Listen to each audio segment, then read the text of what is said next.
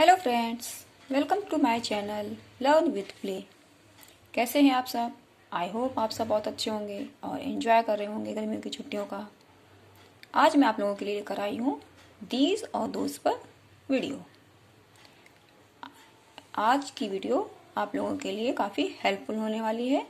These और those का use कैसे और कब करें और बच्चों को अपने कैसे सिखाएं। चलिए फिर स्टार्ट करते हैं वीडियो। लेकिन वीडियो स्टार्ट करने से पहले एक रिक्वेस्ट है मेरी आप सभी से कि अगर आप लोगों को मेरा वीडियो थोड़ा सा भी अगर हेल्पफुल लगता है तो प्लीज़ इसे लाइक करें, शेयर करें एंड सब्सक्राइब करिए। चलिए लेट्स स्टार्ट। दीज और दोज हमारे प्लूरल फॉर्म्स होते हैं। Use of these and those. These और दोज हमारे प्लूरल फॉर्म्स में आते हैं।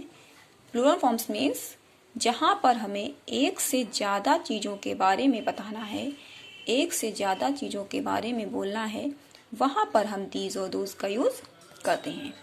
अगर मैं इनकी हिंदी में बात करूं कि इनका हिंदी में क्या मीन्स होता है, तो जैसा कि आप सब देख सकते हैं कि यहाँ पे ऑलरेडी मैंने लिख रखा हुआ है। दीज मीन्स होता है ये, हिंदी में दीज मीन्स बोलते हैं ये, और दोज मीन्स बोलते हैं वो। एग्जाम्पल्स के थ्रू समझिए, जैसे कि मैंने लिखा हुआ है यहाँ पर ये कलमे हैं, तो मैं बोलूंगी दीज आर पेन्स। जब मुझे बोलना है वो कलमे हैं, तब मैं बोलूंगी दोज आर पेन्स। तो ये तो बात हो गई हमारी हिंदी में, दीज और दोज का हिंदी में क्या मीन्स होता है और हिंदी से हम इंग्लिश में कैसे ट्रांसलेट करते हैं। हिंदी के सेंटेंस को हम इंग्लिश में इस तरह से ट्रांसलेट करते हैं। बट अब हमें बच्चे को दीज और दोज का यूज हिंदी में नहीं बल्कि इंग्लिश टू इंग्लिश सिखाना होता है, तो वो हम कैसे सिखाएं। देखिए, जैसा कि मैंने आपको पहले बताया कि दीज और दोज हमारे प्लूरल फॉर्म्स होते हैं, वो एक से ज्यादा चीजों पर ही यूज किए जाते हैं। लेकिन अब इन दोनों में डिफरेंस क्या है, दीज का यूज हम कब करें और दोज का यूज कब करें। चलिए मैं आपको ये समझाने की कोशिश करती हूँ कुछ एग्जाम्पल्स के थ्रू और वर्कशीट्स के थ्रू जो मैंने ऑलरेडी तैयार कर रखी हुई है। चलिए देखिए, जैसा कि आप सब देख पा रहे होंगे कि मैंने यहाँ पर कुछ पिक्चर्स बनाकर रखी हुई हैं और पिक्चर्स के सामने एरो बने हुए हैं।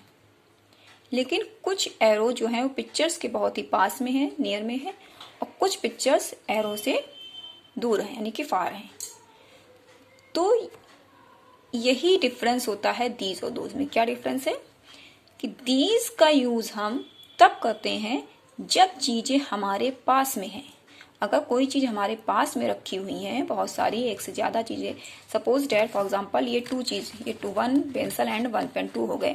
तो अगर मुझे बोलना है यहाँ पर, तो मैं बोलूंगी दीज आर पेंसिल्स या दीज आर पेन्स। बट अगर मैं इनको अपने से दूर रख देती हूँ, सपोज डेट मैंने इनको अपने से दूर रख दिया, तब मैं बोलूंगी दोज आर पेंसिल्स या those are pens. It means कि दीज का यूज हम नियर थिंग्स को बताने के लिए करते हैं और दोज का यूज हम फार थिंग्स को बताने के लिए करते हैं, but plural things, not singular things, more than one things. जब हमें एक से ज्यादा चीजें के बारे में बोलना है जो हमारे पास में है, तब हम वहां पर दीज का यूज करते हैं, और जब हमें एक से ज्यादा चीजों के बारे में बताना है, बोलना है, और वो हमसे दूरी पर है थोड़ी, तो हम वहां पर दोज का यूज करेंगे। चलिए अब मैं आपको एग्जांपल्स लिख करके समझाती हूँ, क्लियर करती हूँ। जैसा कि यहाँ पर ये काइट्स बनी हुई हैं। काइट्स एरो के पास में है, या बोल सकते हैं कि एरो काइट्स के पास में है, यानी कि काइट्स हमारे पास में है। तो हम इसको यहाँ पर कैसे ट्रांसलेट करेंगे, हम इसको ट्रांसलेट करेंगे these are kites, these are kites,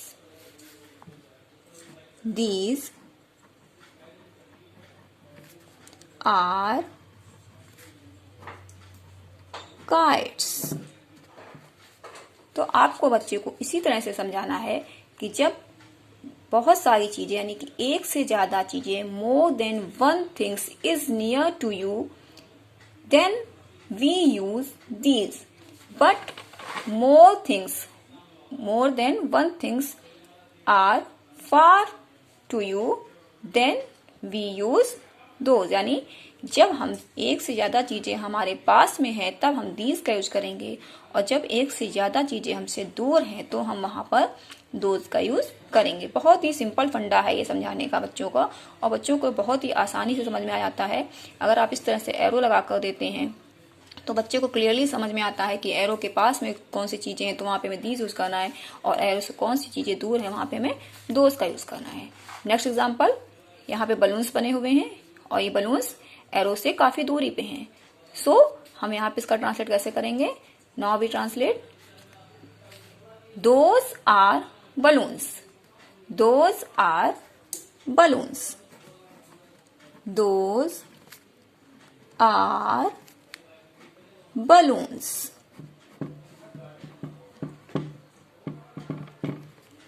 next example लेते हैं, बॉल्स बनी हुई है जो एरो से बिल्कुल पास में है या एरो बॉल के बिल्कुल पास में है, तो हम यहाँ पे लिखेंगे these are balls, these are balls. Next example, flowers arrow से दूरी पे हैं, फार हैं, so we translate the flowers, those are flowers, those are flowers. इस तरह से आपको बच्चे को समझाना है, और बच्चे एक ही दिन में, एक ही बार में बच्चे बहुत ही क्लियरली समझ जाएंगे। अब मैं आपको एक और वर्कशीट्स के थ्रू समझाने की कोशिश करती हूँ। यदि आपके बच्चे को सेंटेंस मेक करना नहीं आता है, सेंटेंस बनाने नहीं आते हैं, तो भी आप बच्चों को दीज और दोज का यूज बहुत ही आसानी से सिखा सकती हैं। कैसे? देखिए, यहाँ पे मैंने केवल जो दीज और दोज जहां पे फिल करना है उसको मैंने ब्लैंक रखा है, बाकी पूरा सेंटेंस मैंने कंप्लीट कर दिया हुआ है, और ब्रैकेट्स में मैंने दीज और दोज लिखा हुआ है। यहाँ पे पिक्चर्स बनी हुई हैं और पिक्चर्स पे एरो बने हुए हैं। अब बच्चों को सिर्फ करना ये है, choose correct word and fill. बच्चे को केवल दीज और दोज में से कोई एक करेक्ट वर्ड को चुनकर चूज करके यहाँ पे केवल लिखना है। अब बच्चे को बच्चा चूज कैसे करेगा? एरो की हेल्प से। बच्चा ये देखेगा कि एरो अगर दूर है तो उसे दोज यूज करना है, दोज वर्ड को फिल करना है, और अगर एरो के पास में है तो वहां पे उसे दीज फिल करना है। उसे पूरा सेंटेंस बनाने की भी कोई जरूरत नहीं है, तो भी बच्चा आसानी से दीज और दोज का यूज सीख जाएगा। तो चलिए, जैसे देखिए फर्स्ट एग्जांपल यहाँ पे मैंने लिखा हुआ है, ये ब्लैंक है, dash are trees and bracket में these and those. Now we see pictures, arrow से ट्री जो है दूरी पे हैं, फार हैं। ट्रीज जो है हमारे वो फार हैं, तो यहाँ पे बच्चा क्या फिल करेगा? दोज। क्या फिल करेगा? दोज। नेक्स्ट एग्जांपल, स्टार्स के पास में बिल्कुल एरो बना हुआ है, यानी कि नियर है, नियर में है, तो यहाँ पे क्या यूज होगा? दीज। क्या फिल करेंगे हम? दीज। Next example, pencils. अब पेंसिल्स एरो से काफी दूरी पे है, तो यहाँ पर हम यूज करेंगे दोज। और बलून्स एरो के काफी पास में है, तो यहाँ पे यूज होगा दीज। इस तरह से भी बच्चे को आप बहुत ही आसानी से मिनटों में दीज और दोज का यूज एक ही बार में सिखा सकती हैं। अब मैं यहाँ पे फिल करके बता देती हूँ आपको। Those are trees, those are trees, these are stars, those are pencils। और last example, these are balloons, these are balloons।